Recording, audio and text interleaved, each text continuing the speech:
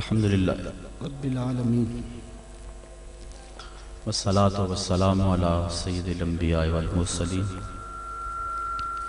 قال اللہ تعالی وتبارک فی القرآن المجید والفرقان الحمید بسم اللہ الرحمن الرحیم الم تر ان اللہ یسجد له من فی السماوات ومن فی الارض والشمس والقمر والنجوم والجبال والشجر والدواب وکثیر من الناس وکثیر حق علیہ العذاب ومن یہن اللہ فما له من مکرم ان اللہ یفعل ما یشاء صدق اللہ مولانا العظیم وصدق رسولہ النبی الکریم الرؤوف الرحیم اللہم نور قلوبنا بالقرآن وزین اخلاقنا بالقرآن وادخلنا الجنة بالقرآن ونجنا من النار بالقرآن قال اللہ تعالی وتبارک فی شان حبیبہ مخبرا وآمرا ان اللہ وملائکتہ یصلون علی النبی یا ایہا الذین آمنوا صلوا علیہ وسلموا تسلیما الصلاة والسلام علیکہ یا رسول اللہ وعلی آلک واصحابک یا محبوب رب العالمین الصلاة والسلام علیکہ یا رسول اللہ وعلی آلک واصحابک یا محبوب رب العالمین۔ تمام حمد و ثنا، تعریف و توصیف اللہ جل مجدہ الکریم کی ذات پاک کے لیے جو خالق کائنات بھی ہے اور مالک ششجہات بھی۔ اللہ جل وعلا کی حمد و ثنا کے بعد حضور نبی اکرم شفیع امم رسول محتشم نبی مکرم اللہ کے پیارے امت کے سہارے رب کے محبوب دانائے غیوب مالک رقاب امم فخر عرب و عجم والی کون و مکان سیاہ لا مکان سید انس و جاں سرور لالا رخاں نیر تاباں سرنشین مہوشاں ماہ خوباں شہنشاہ حسینہ تتمہ دوراں سرخیل زہرہ جمالاں جلوائے صبح ازل نور ذات لم یزل باعث تکوین عالم فخر آدم و بنی آدم نیر بطحا رازدار ما اوہا شاہد ما طغا صاحب علم نشرہ معصوم آمنہ احمد مجتبی حضرت محمد مصطفیٰ صلی اللہ علیہ وسلم کے حضور ناز میں اپنی محبتوں کا نیاز پیش کرنے کے بعد واجب الاحترام برادران اسلام خواتین و حضرات السلام علیکم ورحمۃ اللہ وبرکاتہ۔ سورۃ الحج سے چند الفاظ آپ کے سامنے تلاوت کرنے کا شرف نصیب ہوا اور انہی کے ضمن و ذیل میں کچھ باتیں آپ کے گوش گزار کروں گا۔ اللہ میری زبان پہ کلمۃ الحق جاری فرمائے۔ ارشاد فرمایا الم تر ان اللہ یسجد لہ من فی السماوات ومن فی الارض، کیا تم نے نہیں دیکھا کہ اللہ کے لیے سجدہ کرتے ہیں جو آسمانوں میں ہیں اور جو زمین میں ہیں، والشمس والقمر والنجوم والجبال والشجر والدواب وکثیر من الناس، اور سورج اور چاند اور ستارے اور پہاڑ اور درخت اور چوپائے اور بہت سارے آدمی، وکثیر حق علیہ العذاب، اور بہت سارے وہ ہیں جن پر عذاب مقرر ہو چکا ہے، ومن یہن اللہ فما لہ من مکرم، اور جسے اللہ ذلیل کر دے اسے کوئی عزت دینے والا نہیں۔ ان اللہ یفعل ما یشاء، جو چاہتا ہے وہ کرتا ہے۔ کائنات کا ایک ایک ذرہ اس کے حضور سجدہ ریز ہے، طوعا و کرہن، چاہتے ہوئے بھی اور کچھ نہ چاہتے ہوئے بھی۔ سجدہ کیا ہے؟ حضرت امام راغب اصفہانی مفردات قرآن میں بیان کرتے ہیں السجدہ تو فی الاصل التذلل، سجدہ اصل میں جھکنے کو کہتے ہیں، لیکن شریعت اسلامیہ کی اصطلاح میں وضع الجبہہ بقصد العبادہ، عبادت کی نیت سے پیشانی کو رکھ دینا سجدہ کہلاتا ہے۔ حضرت امام فخر الدین رازی سجدے کے دو معنی بیان کرتے ہیں اس آیت کریمہ کے تحت، ایک انقیاد اور دوسرا یہی وضع الجبہہ والا معنی، عبادت کے لیے پیشانی رکھ کے سبحان ربی العالی کے جو نغمے الاپ پہ جاتے ہیں، سجدے کا دوسرا مفہوم یہ ہے۔ انقیاد کا معنی یہ ہے کہ پوری کائنات اللہ کے حکم کی پابند ہے، انسان کو اس نے اختیار دے رکھا ہے، باقی کائنات کا ایک ایک ذرہ جو ہے وہ جو کہتا ہے وہی کرتا ہے۔ انسانوں میں سے بہت سارے لوگ اس کے حکم کے پابند ہیں، اور کچھ لوگ ایسے ہیں کہ جو اس کے حکم کی دنیا پہ پرواہ نہیں کرتے۔ کل قیامت کے دن میں پتہ چلے گا کہ ہم نے مالک کی نافرمانی کر کے کتنی بڑی رسوائی کمائی اور کتنی بڑی ذلت میں مبتلا ہوئے۔ ارشاد فرمایا جو کچھ آسمانوں میں ہے اور جو کچھ زمین میں ہے، والشمس والقمر، اور سورج بھی اللہ کو سجدہ کرتا ہے۔ علماء کہتے ہیں یہ سورج جب طلوع ہوتا ہے تو سجدے سے اٹھتا ہے، اور جب وہ استوا تک درمیان تک آتا ہے تو یہ قیام میں ہوتا ہے، اور جب وہ دوبارہ مائل بغروب ہوتا ہے تو یہ رکوع میں ہوتا ہے، اور جب وہ غروب ہوتا ہے تو وہ سجدے میں ہوتا ہے۔ ایک حدیث کے لفظ بھی ہیں کہ سورج جب ڈوبتا ہے تو عرش الہی کے نیچے سجدہ ریز ہوتا ہے۔ کائنات کی ہر شے اس کی عبادت میں ہے، ہر شخص ہر شے کا انداز عبادت اپنا ہے۔ درخت قیام میں ہے، چوپائے رکوع میں ہیں، مینڈک اور اس قبیل کے دوسرے جانور تشہد میں ہیں، اور حشرات الارض سجدے میں ہیں۔ انسان کی عبادت کو ساری عبادتوں کا مجموعہ قرار دے دیا گیا، اور اس کو کہا تو چونکہ اشرف المخلوقات ہے تو ایسی عبادت کر جس میں سب کی عبادتیں شامل ہو جائیں۔ درختوں کی طرح تیری عبادت میں قیام بھی ہو، چوپایوں کی طرح تیری عبادت میں رکوع بھی ہو، اور مینڈکوں کی طرح تیری عبادت میں تشہد بھی ہو، اور حشرات الارض کی طرح تیری عبادت کے اندر سجدے بھی ہوں۔ سجدہ انتہائی ذلت ہے، اس سے بڑھ کر ذلت دنیا کے اندر نہیں ہو سکتی۔ عالم رنگ و بو میں سب سے بڑی ذلت سجدے میں ہے۔ انسان کے اشرف اعضاء سر میں ہیں، دیکھنے کی قوت آنکھیں سر میں، بولنے کی قوت زبان سر میں، سننے کی قوت کان سر میں، سونگھنے کی قوت ناک سر میں، سوچنے کی قوت دماغ سر میں، اور یہ سر مالک کی چوکھٹ پہ دھرا ہوا ہے۔ پیشانی بھی رگڑی جا رہی ہے اور ناک بھی رگڑا جا رہا ہے، اور زبان سے کیا کہہ رہا ہے؟ سبحان ربی العالی، مولا دیکھ مجھ سے بڑے ذلت میں کے درجے میں کوئی نہیں ہے اور تجھ سے اعلیٰ کوئی نہیں ہے۔ اپنے عجز کا اعلان کر رہا ہے اور مالک کی الوہیت کا اعلان کر رہا ہے، لیکن جب سجدے سے سر اٹھایا پھر کہا اللہ اکبر۔ اس کا معنی اللہ سب سے بڑا ہے، یعنی سجدے میں پہنچ کر انتہائی ذلت امیز عبادت میں مبتلا ہو کر کہیں دل کے کسی گوشے میں یہ خیال نہ بیٹھ جائے کہ میں نے اس کی عبادت کا حق ادا کر دیا۔ کہا سر اٹھا تو کہہ اللہ اکبر، مولا تو بہت بڑا ہے، تو اتنا بڑا ہے کہ میری عبادتیں تیری بڑائی کو خراج پیش نہیں کر سکتی، اس لیے میں سجدے میں جھک کے بھی کہہ رہا ہوں کہ تیری عبادتوں کا حق مجھ سے ادا نہیں ہو سکا۔ تو اتنا بالا ہے، اتنا بڑا ہے، اتنا عظیم المرتبت ہے کہ تیری عبادت کا حق ادا نہیں ہو سکتا۔ مصطفیٰ جان رحمت اللہ کی عبادت اتنی کثرت سے کی کہ حتیٰ تتورم قدماہ، یہاں تک کہ حضور کے دونوں پاؤں پہ سوجن آ جاتی، اور اللہ خود فرما رہا ہے محبوب ساری رات جاگا نہ کر، کبھی سو بھی تو لیا کر، لیکن اس کے باوجود کہتے ہیں ما عبدنا کا حق کا عبادتک، اے اللہ تیری عبادت کا جو حق تھا تیرے بندے سے ادا ہی نہیں ہو سکا۔ تو اتنی عبادت کرنے کے باوجود بھی کہا کہ تیری عبادت کا حق ادا نہیں ہو سکا، اور یقیناً بندہ اس کی عبادت کا حق ادا نہیں کر سکتا۔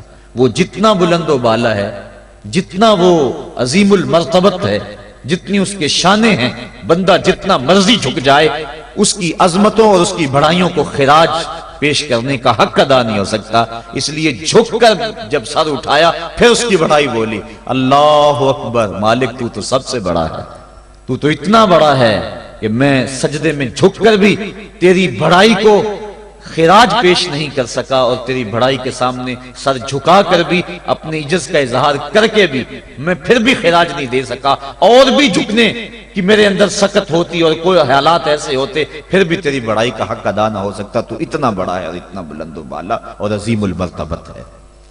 حضور نبی رحمت صلی اللہ علیہ وسلم نے ارشاد فرمایا، بندے کو سب سے زیادہ قرب سجدے میں ملتا ہے، اور سجدے میں اس لیے فرمایا کثرت کے ساتھ دعا مانگا کرو۔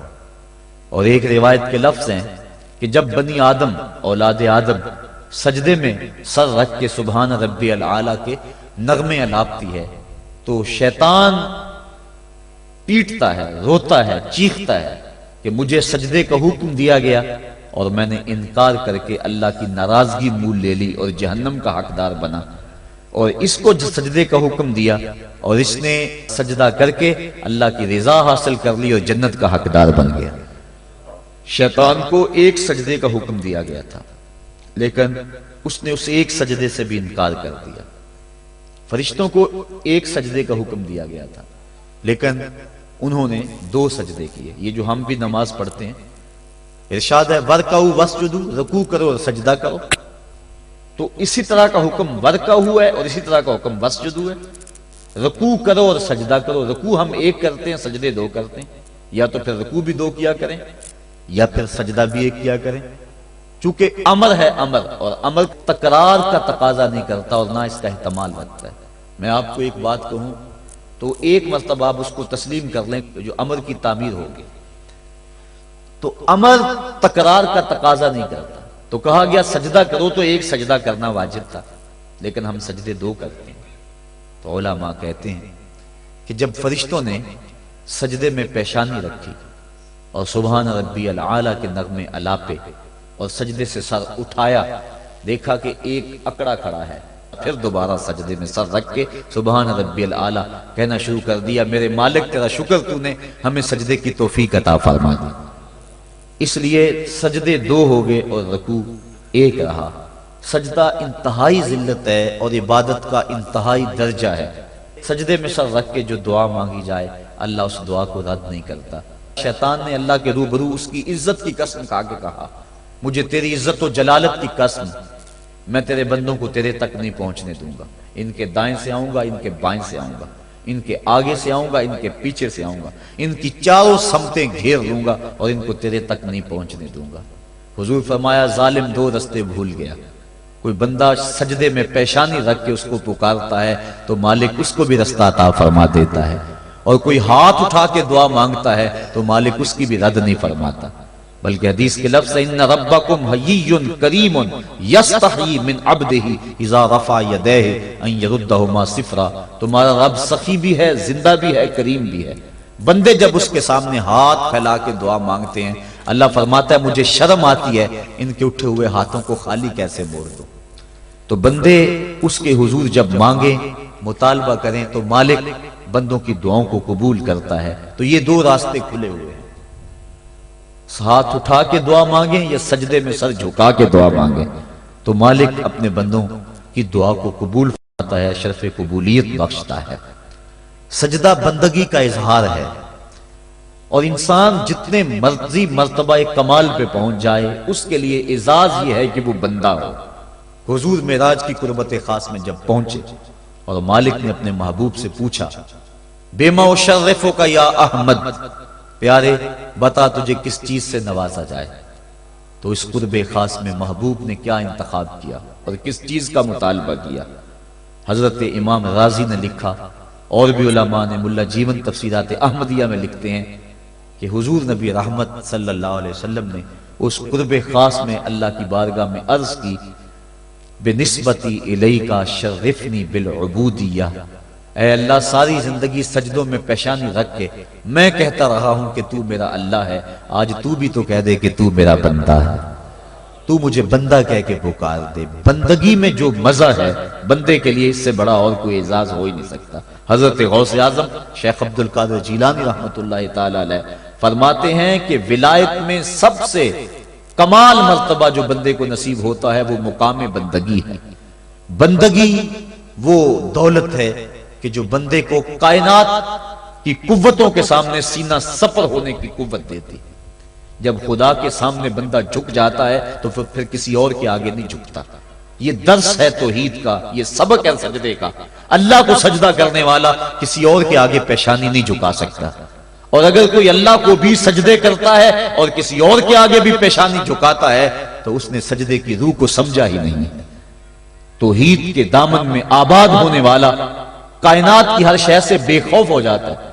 حضرت شیخ سعدی شیرازی فرماتے ہیں، میں روح جنگل میں کھڑا تھا، ایک آدمی شیر کے اوپر سوار ہوا، ہاتھ میں سانپ کا کوڑا پکڑا ہے، میرے پاس آ کے رک گیا، میں ڈر گیا۔ مجھے کہنے لگا سعدی ڈر گئے ہو؟ میں نے کہا بات ہی ڈرنے کی ہے۔ کہنے لگا سعدی تو خدا کا ہو جا، خدا کی خدائی تیری ہو جائے گی۔ اللہ کے حضور جھکنے والا دنیا کے سامنے کھڑا ہو جاتا ہے، اس کو یہ سجدہ کائنات کے سامنے درس قیام دیتا ہے۔ جنگل کا بادشاہ شیر ہوتا ہے، اور جو جانور کمزور بھی اس بادشاہ کے قرب میں رہتے ہیں وہ جنگل کے بڑے بڑے جانوروں کو بھی خاطر میں نہیں لاتے۔ کیوں؟ ان کے اپنی ذات میں تو اتنی قوت نہیں ہوتی، لیکن انہیں اس شے کا احساس ہوتا ہے کہ میں جس کی صحبت میں رہ رہا ہوں وہ اس جنگل کا بادشاہ ہے، اس کی قوت کا لوہا سارے مانتے ہیں، اور اس کے قرب میں رہنے والے، اس کی گود میں رہنے والے کسی اور کو خاطر میں نہیں لاتے، اور کسی کا خوف ان کے سینے میں پیدا نہیں ہوتا۔ تو جو مالک کو ماننے والے ہیں، توحید کے دامن میں پناہ لینے والے ہیں، لا خوف علیہم ولا ہم یحزنون، کائنات کی کسی شے سے نہیں ڈرتے۔ بلکہ مفسرین نے فرمایا، یہ جو قرآن مجید میں آتا نا اتقوا اللہ، اس کا معنی اللہ سے ڈر جاؤ۔ اتقوا کا معنی ڈر جاؤ، لیکن اس کی نسبت اگر اور ہوگی، اس کا مفعول کوئی اور ہوگا تو پھر ڈرنے کا مفہوم نہیں ہوگا۔ اتقوا اللہ قرآن میں لفظ موجود ہے۔ اتقوا النار، اس کا معنی یہ نہیں کریں گے آگ سے ڈر جاؤ، جبکہ لفظ تو وہی ہے، اتقوا اللہ، اللہ سے ڈر جاؤ۔ اتقوا النار، اس کا معنی ہونا چاہیے آگ سے ڈر جاؤ۔ جو لوگ لفظی ترجمہ کرنے بیٹھ جاتے ہیں اور شریعت کے مزاج سے آگاہ نہیں ہوتے، وہ ترجمۃ القرآن میں بڑی غلطیاں کرتے ہیں۔ اس لیے ہر کس و ناکس کا ترجمہ نہیں پڑھنا چاہیے، دیکھنا چاہیے کہ قرآن کی روح کو اور منشا کو اور شریعت کے مزاج کو کس نے سمجھا ہے۔ تو اتقوا اللہ کا معنی اللہ سے ڈر جاؤ، اتقوا النار وہی معنی ہونا چاہیے آگ سے ڈر جاؤ، لیکن علماء کہتے ہیں، مفسرین نے اس کی تصریح کی ہے، فرماتے ہیں جب اتقوا النار کہیں گے تو اس کا معنی یہ نہیں ہوگا کہ آگ سے ڈر جاؤ، اس کا معنی ہوگا آگ سے بچ جاؤ۔ اتقوا اللہ کا معنی اللہ سے ڈر جاؤ، اتقوا النار کا معنی آگ سے بچ جاؤ۔ لفظ وہی ہے لیکن مفعول کے بدلنے سے مفہوم بدل گیا، اس لیے کہ جو مومن ہے وہ اللہ کے علاوہ کسی سے نہیں ڈرتا، اس کے سینے میں کسی کا خوف نہیں پنپ سکتا۔ حقوق اولاد کے حوالے سے میں نے گفتگو کے اندر کہا تھا، جو افراد موجود ہوں گے اس جمعہ میں انہیں اچھی طرح یاد ہوگا کہ ہم بچوں کی جب تربیت کرتے ہیں تو ان کے نفسیات کا ہمیں لحاظ رکھنا ہوگا۔ بعض کا بچہ رو رہا ہوتا ہے، ماں نے اس کو چپ کرانا ہوتا ہے، کوئی ضروری کام ہوتا ہے، بچہ چپ نہیں کرتا تو ماں اس کو چپ کرانے کے لیے بڑے جتن کرتی ہے۔ تو بعض کا ایسا ہوتا ہے کہ بچے کو چپ کرانے کے لیے ماں جلدی سے اس کو اپنی چھاتی سے چمٹا لیتی ہے اور کہتی ہے بچہ چپ کرو، بلی آ گئی۔ میں کہا کرتا ہوں کہ یہ بچے کی نفسیات پہ بہت بڑا حملہ ہے، اور بچے کو بزدل بنایا گیا ہے۔ جو بچپن میں جس بچے کو بلی سے ڈرایا گیا، بڑا ہو کر وہ شیر کا مقابلہ نہیں کر سکتا۔ تو بچے کے نفسیات کے اندر یہ شے بچپن میں ہی ڈالی جائے کہ اللہ کے علاوہ کسی کا خوف اس کے سینے میں پنپنے ہی نہ پائے۔ یہ ہے تربیت جو ہم اپنی اولاد کی کریں، اور ایک یہ تربیت ہے جو اہل ایمان کی محمد عربی نے کی تھی۔ 313 ہو کے جبر کی قوتوں کے خلاف کھڑے ہو گئے۔ جب عمیر نے جا کے رپورٹ دی نا ابو جہل کو کہ وہ تو 3 اونٹ کھا سکیں گے، اور 300 سے کچھ کم اور کچھ زیادہ ان کی تعداد ہے، اس سے زیادہ نہیں ہے، میں خوب وادیاں دیکھ آیا ہوں، میں خوب ٹیلے دیکھ آیا ہوں، تو ابو جہل نے سنادید قریش کو بلا کر کہا عمیر کی رپورٹ سنو کتنی حوصلہ افزا ہے، صبح لڑائی کی نوبت نہیں آئے گی، صبح تو رسیاں کٹھی کرو، جکڑ جکڑ کے مسلمانوں کو اونٹوں کی پشتوں پہ باندھ لیں گے، اور پھر سین حرم میں جا کے کعبۃ اللہ کی دیواروں کے ساتھ باندھ دیں گے، لوگوں کو تماشا دکھایا کریں گے کہ یہ نیا دین لے کر آئے تھے اور یہ ان کا کیا حال ہے۔ جب اس نے رعونت بھرے اتنی زبان سے یہ جملے نکالے تو عمیر جو سارا منظر اپنی آنکھوں سے دیکھ کر آیا تھا، ابن حشام میں لفظ موجود ہیں، اس نے کہا وَلَٰكِنْ رَأَيْتُ يَا مَعْشَرَ قُرَيْشٍ الْبَلَايَا تَحْمِلُ الْمَنَايَا، اے قریش کے سرداروں، اتنے بھی تکبر میں نہ آؤ، میں اپنی ان آنکھوں سے دیکھ کر آیا ہوں کہ یثرب کی اونٹنیاں اپنی پشتوں پہ نری موتیں اٹھا کے لے آئی ہیں، ان کے بدن پہ چیتڑے ہیں، ان کے پیٹ کمر سے لگے ہوئے ہیں، لیکن وہ زخمی سانپوں کی طرح پیچ و تاب کھا رہے ہیں۔ کل ان میں سے کوئی نہیں مرے گا جب تک تم میں سے ایک ایک کو لڑ نہیں جاتا۔ تم تو یہ کہتے ہو رسیاں کٹھی کرو، میرا مشورہ مانتے ہو تو رات کے اندھیرے میں بھاگ سکتے ہو تو بھاگ جاؤ۔ اس قوم سے لڑنا تمہارے بس کا روگ نہیں ہے جو مرنے کے لیے آئی ہے۔ اتنی بڑی قوت کو دیکھ کر ان کے سینے میں خوف پیدا نہیں ہوا، بلکہ آپ جانتے ہیں بدر کی تاریخ گواہ ہے کہ 2 گھوڑے تھے، ایک روایت میں صرف ایک گھوڑا تھا، 6 زرہیں تھیں، 8 تلواریں تھیں، 70 اونٹ تھے، اور جن کے پاس تلواریں نہیں تھیں انہوں نے کھجوروں کے ڈنڈے توڑ لیے اور ہواؤں میں لہرانے شروع کر دیے۔ جب یہ ملکوتی قافلہ مدینے سے باہر نکل رہا تھا، دکانوں پہ یہودی عیسائی بیٹھے تھے، انہوں نے کہا مسلمانوں کس بل بوتے پہ جا رہے ہو، کس برتے پہ جا رہے ہو، کون سا آسرا ہے تمہارا، آلات حرب و ضرب تو تمہارے پاس موجود نہیں، اتنی بڑی قوت سے ٹکرانے جا رہے ہو جو کیل کانٹے سے اور اسلحے سے آلات حرب و ضرب سے لیس ہو کے آئی ہے، تم مقابلہ کیسے کر پاؤ گے، کس بل بوتے پہ جا رہے ہو۔ حضور کملی اوڑے ساتھ ساتھ چل رہے تھے، صحابہ نے اشارہ کر کے کہا نہ تیغو تیر پر تکیا، نہ خنجر پر نہ بالے پر، بھروسہ ہے تو اس سادی سی کالی کملی والے پر۔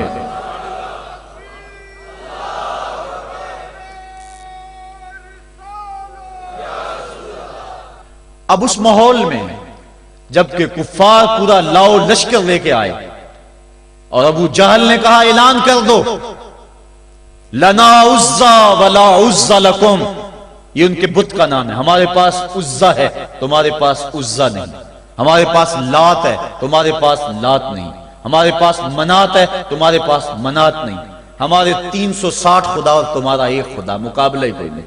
اس نے کہا کھڑے ہو کے اونچی جگہ پہ کہا اپنے نقیب کو اعلان کرو لنا عزا ولا عزا لکم۔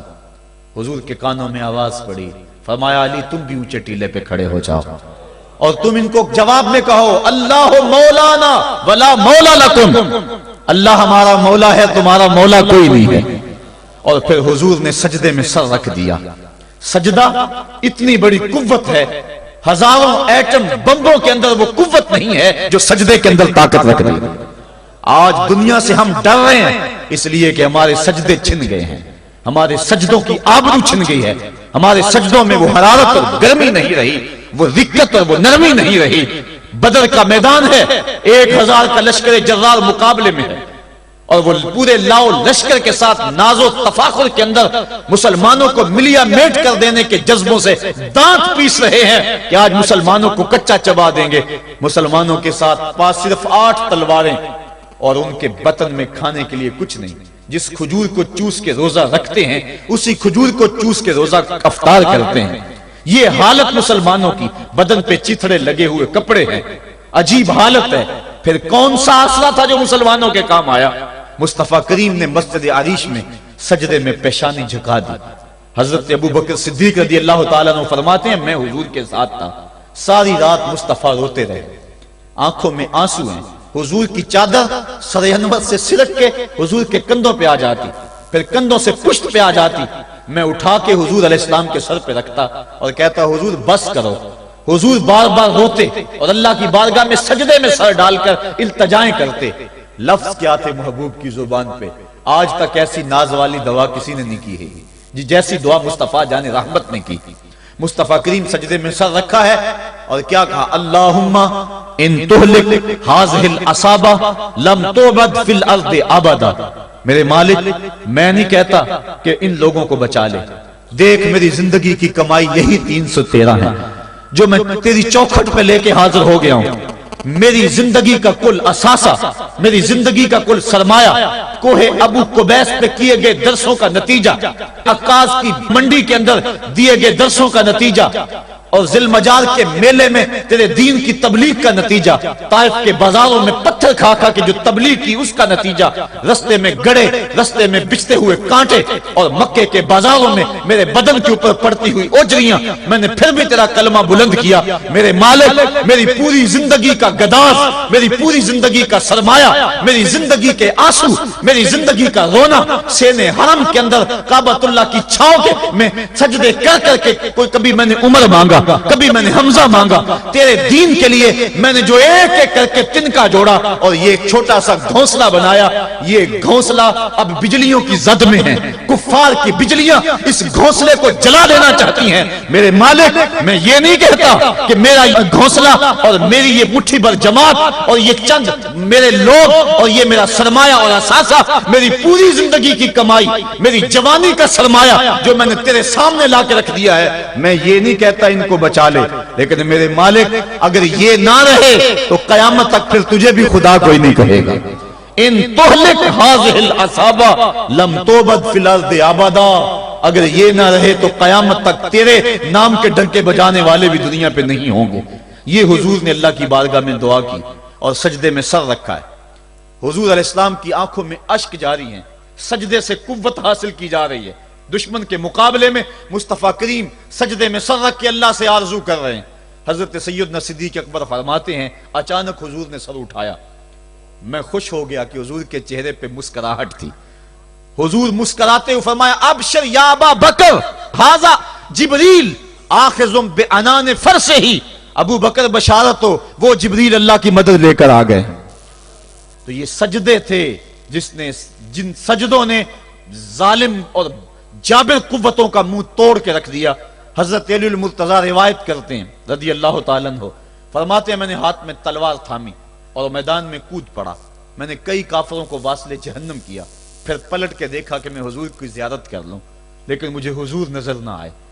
میں نے ڈھونڈا تو ایک سمت حضور نے پیشانی سجدے میں رکھی ہوئی تھی اور زبان پہ لفظ تھے یا حیو یا قیوم، یا حیو یا قیوم۔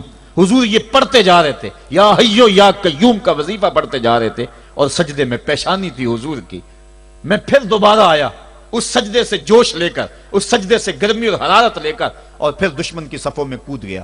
میں نے ایک کافر کو واصل جہنم کیا، پھر زیارت کے لیے واپس آیا، دیکھا تو پھر سجدے میں حضور نے سر رکھا ہوا ہے اور یہی کہہ رہے ہیں یا حیو یا قیوم، یا حیو یا قیوم، یا حیو یا قیوم برحمتک استغیث۔ یہ جملے حضور کی زبان پہ ہیں اور سجدے میں حضور کی پیشانی۔ میں پھر گیا، پھر آیا، کئی بار ایسا ہوا میں کافر کو قتل کرتا، پھر آتا حضور کو سجدے میں دیکھتا۔ فرمایا پھر حضور نے تلوار تھامی اور مصطفیٰ کریم میدان جنگ میں کود پڑے۔ لوگ بڑھ چڑھ کے دشمنوں پہ حملہ کرتے تھے، لیکن جو سب سے آگے کافروں کی صفوں میں کود کے حملہ کر رہا تھا وہ آمنہ کا لال محمد مصطفیٰ صلی اللہ علیہ وسلم۔ تو سجدے سے وہ قوت ملتی ہے، سجدے سے وہ نور اور روشنی ملتی ہے کہ پورے زمانے میں اجالا کیا جا سکتا ہے۔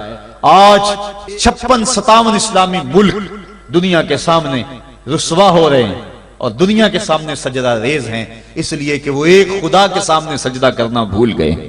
ایک سجدہ جسے تو گراں سمجھتا ہے 1000 سجدے سے آدمی کو دیتا ہے نجات۔ آؤ اس کے حضور جھکو، اس کے حضور جھکنے والا کسی کے آگے نہیں جھکتا۔ سجدہ اس کو قوت دیتا ہے، تو راز کن فکاں ہے اپنی آنکھوں پر عیاں ہو جا، خودی کا راز نہ ہو جا، خدا کا ترجمہ ہو جا، خودی میں ڈوب جا غافل، یہ سر زندگانی ہے، نکل کر حلقہ شام و سحر سے جاویداں ہو جا، گزر جا بن کے سیل تندرو کوہ بیاباں سے، گلستان راہ میں آئے تو جوئے نغمہ خواں ہو جا۔ مالک کے حضور جب بندہ عزت سے سر جھکا دیتا ہے اللہ کی رحمتیں بندے پہ نازل ہوتی ہے۔ ایک روایت میں آتا ہے جب بندہ نماز کے لیے کھڑا ہوتا ہے، ابھی اس نے سجدے میں جانا ہوتا ہے، ابھی وہ قیام ہی کرتا ہے، اللہ فرماتا ہے میرے بندے کے گناہ جو ہیں اس کے بدن سے نکال کے ایک سمت کر دو، تاکہ میرا بندہ اس حالت کے اندر میرے حضور حاضر ہو کہ وہ گناہوں سے پاک اور صاف ہو۔ حضرت نبی رحمت صلی اللہ علیہ وآلہ وسلم فرماتے ہیں کہ پھر اس کے سارے گناہ اس کے بدن سے اتار کے ایک سمت رکھ دیے جاتے ہیں اور بندہ مصلی پہ سبحان ربی العالی کے نغمے الاپتا ہے، رکوع کرتا ہے، سجدے کرتا ہے۔ جب سلام پھیر کے نماز ختم کر کے دعا کر کے جانے لگتا ہے تو فرشتے عرض کرتے ہیں مالک یہ جو گناہ اتار کے ایک سائیڈ پہ رکھے تھے یہ دوبارہ اس کو دے دیں؟ اللہ فرماتا ہے جس کی جھولی سے گناہ نکال لیے تھے دوبارہ اس کی جھولی میں نہیں ڈالیں۔ اللہ اکبر۔ اور ایک روایت کے لفظ ہیں کہ جب بندہ نماز کے لیے کھڑا ہوتا ہے اس کے کندھوں کے اوپر سارے گناہ آ جاتے ہیں اور اس کے سر پہ اوپر گناہ آ جاتے ہیں، جب رکوع میں جاتا ہے تو کندھوں والے گناہ گر جاتے ہیں، اور جب بندہ سجدے میں سر رکھتا ہے تو اللہ تعالیٰ اس کے سارے گناہوں کو ختم کر دیتا ہے اور وہ بالکل پاک ہو جاتا ہے۔ حضرت سلیمان فارسی ایک دن ایک درخت کے نیچے کھڑے تھے، آپ نے درخت کی شاخ کو پکڑ کے جنبش دی، حرکت دی، موسم خزاں تھا، درخت کی شاخ کے سارے زرد پتے گر گئے۔ ایک صحابی پاس کھڑے تھے، انہیں پوچھنے لگے عثمان تو نے مجھے پوچھا نہیں کہ میں نے درخت کی شاخ کو یوں ہلایا کیوں ہے؟ انہوں نے کہا اچھا پھر آپ بتا دیں کہ آپ نے درخت کی شاخ کو یوں کیوں ہلایا ہے؟ کہا سنو پھر ایک دن میں اور چند صحابہ حضور کے ساتھ جا رہے تھے، رستے میں ایک درخت آیا، اس کے نیچے حضور کھڑے ہوئے، حضور نے اس طرح درخت کی شاخ کو پکڑ کے ہلایا، یوں پتے جھڑ گئے، ہم اس منظر کو دیکھتے رہے۔ حضور علیہ السلام نے فرمایا سلمان فارسی تو نے مجھے پوچھا نہیں کہ میں نے اس درخت کی شاخ کو یوں کیوں ہلایا ہے؟ تو میں نے عرض کی حضور آپ بتا دیں کہ آپ نے کیوں ہلایا ہے؟ فرمایا سلمان جس طرح اس درخت کی شاخ کو ہلایا گیا اور سارے پتے جھڑ گئے، جب کوئی بندہ سجدے میں سر رکھتا ہے نماز پڑھتا ہے اس کے سارے گناہ دھل جاتے ہیں اور وہ پاک اور صاف ہو جاتا ہے۔ ایک دن فرمایا صحابہ اگر کوئی بندہ اس کے گھر کے سامنے سے نہر گزرتی ہو اور وہ دن میں 5 مرتبہ اس نہر کے اندر غسل کرے تو بتاؤ اس کے بدن کے اوپر کوئی میل کچیل رہ جائے گا؟ عرض کی نہیں۔ فرمایا اس طرح جو 5 نمازیں پڑھتا ہے اس کے بدن کے اوپر گناہوں کا میل نہیں رہتا۔ فرمایا الصلاۃ معراج المومنین، نماز مومنوں کا معراج ہے۔ عماد الدین الصلاۃ، نماز دین کا ستون ہے۔ حبب الی من دنیاکم ثلاث الطیب والنساء وجعلت قرۃ عینی فی الصلاۃ، مجھے تمہاری دنیا سے صرف 3 چیزیں پسند ہیں، خوشبو، منکوحہ بیویاں، اور میری آنکھوں کی ٹھنڈک نماز میں رکھی ہے۔ اور حضور نے یہ بھی ارشاد فرمایا من ترک الصلاۃ متعمدا فقد کفر، جس نے جان بوجھ کے نماز چھوڑی گویا اس نے کفر ہی تو کیا، یعنی کافروں والا کام کیا۔ حضرت امام فخر الدین رازی نے تفسیر کبیر میں لکھا حافظوا علی الصلوات والصلاۃ الوسطی، اس آیت کریمہ کے تحت ایک عورت مدینے کی گلیوں میں چیخ رہی ہے اور کہنے لگی مجھے حضور کے در کا پتہ بتاؤ۔ حضور کی چوکھٹ کا پتہ بتلایا گیا، وہ حاضر ہوئی۔ آقا کریم صلی اللہ علیہ وسلم کی خدمت میں عرض کی حضور میرا خامد سفر پہ گیا ہوا تھا اور میں نے اس کی عدم موجودگی کے اندر زنا کر لیا، حمل ٹھہر گیا، اور جو بچہ پیدا ہوا میں نے مارے شرم کے اس بچے کو سرکے کے مرتبان میں ڈال دیا، اور پھر اسی سرکے سے میں لوگوں کو فروخت کرتی رہی ہوں۔ اب جب کہ میرا ضمیر جاگا ہے میں آپ کی خدمت میں حاضر ہوئی، مجھے بتایا جائے کہ میرے گناہ کا بھی کوئی کفارہ ہے۔ حضور نے ارشاد فرمایا جو تو نے زنا کیا ہے اس کی سزا رجم ہے چونکہ تو شادی شدہ ہے، اور جو تو نے بچے کو قتل کیا ہے قتل کی سزا قتل ہے، اور جو تو نے سرکہ بیچا ہے فقد ارتکبت کبیرہ، تو نے کبیرہ گناہ کیا ہے، اس کی سزا تو قیامت کے دن پائے گی۔ اس کے بعد حضور فرمایا ان تینوں گناہوں کی یہ سزا ہے، لیکن جس طرح تو گھبرائی ہوئی آئی تھی میں تو یہ سمجھا تھا شاید تیری نماز اثر قضا ہو گئی ہے۔ اب آپ اندازہ کریں کہ نماز کی اہمیت کیا ہے اور ہم اس باب میں کتنی سستی کرتے ہیں۔ کسی سے پوچھا جائے نا آؤ نماز پڑھنے چلے، وہ کہتے ہیں بس یار میرے کپڑے پلید ہیں، کپڑے میرے پاک نہیں ہیں۔ تیرے کپڑے کیسے پاک رہ سکتے ہیں؟ تو اللہ کے حضور جھکنا نہیں جانتا، تیرے کپڑے بھی پلید ہیں، تیرا دل بھی پلید ہے، تو اس کے حضور جھک کے تو دیکھ، تن بھی ستھرا کر دے گا، تیری روح کو بھی پاکی دے دے گا، تیرے قلب کو بھی طہارت بخش دے گا۔ تو اس کے حضور آ جھک، اس کے حضور سجدوں سے اللہ کے حضور خراج پیش کر اپنی محبتوں کا۔ جب بندہ سجدے میں سر رکھتا ہے اللہ فرشتوں میں فخر کرتا ہے میرے بندے کو دیکھو نا بالآخر میرے حضور ہی جھکا ہے نا، کتنے گناہ کیے اس نے، کتنے جرم کیے اس نے، لیکن بالآخر میرے حضور آیا اور اپنے گناہوں کی معافی مانگتا ہے۔ فرشتوں گواہ ہو جاؤ میں نے اپنے اس بندے کی مغفرت فرما دی۔ تو اللہ کے حضور نماز پڑھنے والا، بلکہ ایک روایت مسند امام احمد بن حنبل میں موجود ہے، حضور فرمایا جب بندہ نماز کے ارادے کے لیے اٹھتا ہے اور وضو کرنے کے لیے جب پانی کا پہلا قطرہ چلو پہ لیتا ہے، جو ہی اس کے بدن سے وضو کا پانی چھوتا ہے، اللہ اس کے گناہوں کو معاف فرما دیتا ہے۔ جس نماز کے قصد کے لیے اٹھیں اور وضو کریں اور پانی چھوتے ہی گناہ معاف ہو جائیں، اگر اس نماز کا اعلیٰ درجہ سجدہ کر لیا جائے تو پھر مالک کی کتنی رحمتیں نازل ہوگی۔ یہ کتنی بڑی دولت ہے، یہ کتنا بڑا سرمایہ ہے جس سے ہم لوگ محروم رہ جاتے ہیں۔ آؤ اللہ کی رحمتیں سجدے میں ڈھونڈیں، سجدے میں پیشانی رکھ کے جب ہم اس کی رحمت کو مانگیں تو وہ مالک ہمارے اوپر رحمتیں نازل کرے گا۔ آج پوری دنیا کے اوپر مسلمانوں کے ساتھ جو حالات ہیں وہ کسی سے مخفی نہیں۔ کوئی کہتا ہے کہ معاشی طور پہ مسلمان کمزور ہیں، اس وجہ کو بھی میں تسلیم کرتا ہوں۔ مسلمان کے پاس آلات حرب و ضرب بھی موجود نہیں ہیں، اس وجہ کو بھی تسلیم کر لیا جائے۔ سیاسی طور پہ مسلمان کمزور ہیں، اس وجہ کو بھی تسلیم کر لیا جائے۔ یہ ساری وجہیں اپنی جگہ پہ، لیکن یہ بھی تو سنو، مسلمانوں کی تعداد اس وقت 1.40 کروڑ ہے۔ افرادی قوت اتنی کبھی بھی مسلمانوں کی نہیں ہوئی تھی۔ اس وقت مسلمانوں کے پاس ایٹمی طاقت موجود ہے، اتنی قوت عسکری کبھی بھی مسلمانوں کے پاس نہیں ہوئی تھی۔ 56 اسلامی ملک ہیں جن میں قیمتی معدنیات سے اور تیل کی دولت سے اور سونے کی قیمتی معدنیات سے یہ مسلمان مالا مال ہیں۔ کیا کچھ نہیں ہے جو مسلمانوں کے پاس نہ ہو، لیکن ایک دولت چھن گئی مسلمانوں کے پاس، وہ سجدے کی آبرو، وہ سجدے کی عزت، وہ پیشانی رکھ کے اس رب کو پکارنا جو سب سے اعلیٰ ہے، جو سب سے بالا ہے، جس نے موسیٰ کے فرعون کو نیل کی موجوں میں ڈبو دیا۔ کیا پوری امت مسلمہ 1.40 کروڑ انسان سجدے میں سر رکھ کے سبحان ربی الاعلیٰ کے نغمے آلاپ کے اپنے رب سے گزارش کریں اور اپنی امت کا رونا روئیں؟ کشمیر میں لٹتی ہوئی جوانیاں اور قدس کے اندر بہتا ہوا خون، شبرغان سے لے کر کابل و قندھار تک اور موصل سے لے کر تکریت تک مسلمان کے اوپر جو ظلم و تشدد ہو رہے ہیں، اپنے رب کے حضور اس کا دکھڑا سنائیں اور اپنے مالک کو کہیں میرے مالک ہم لٹ گئے، ہم کٹ گئے، ہم پٹ گئے۔ اسلحے بھی موجود، افرادی قوت بھی موجود، سیاسی طاقتیں بھی موجود، لیکن اس کے باوجود مسلمان دبتا چلا جا رہا ہے۔ اسی کشتی کو ہے خوف تلاطم صدحیف منہ موڑ دیے تھے جس نے بڑھتے ہوئے طوفانوں کے، جو 300 ہو کر جرأت اور وہ طاقت اور وہ عظیمت کی داستانیں رقم کرتے ہیں کہ مالک تو بھی اس دن کو یوم فرقان کہہ کے پکارتا ہے۔ آج وہ امت بیچ منج دار کے اس امت کی کشتی ہچکولے کھا رہی ہے۔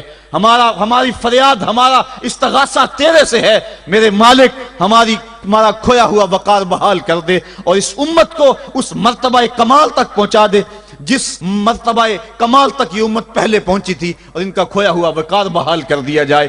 آج بھی ہم اگر سجدوں سے اپنے رب کو منا لیں اور وہ روٹھا ہوا رب آج بھی ہماری مدد کے لیے آ جائے تو پھر کوئی قوت، کوئی طاقت ہمیں نہیں لٹاڑ سکتی۔ آئیے ہم سجدے سے اپنے مالک، اپنے خالق اور اپنے رازق کے حضور اپنی محبتوں اور اپنی الفتوں کا خراج پیش کریں۔ نماز ایک ایسی عبادت ہے جس کا حکم قرآن میں 750 مرتبہ کے قریب دیا گیا۔ اور ایک آخری بات عرض کر کے اپنے موضوع کو سمیٹنا چاہوں گا۔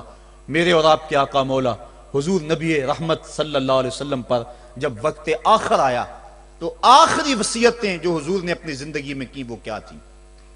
2 وصیتیں تھی حضور کی آخری کی۔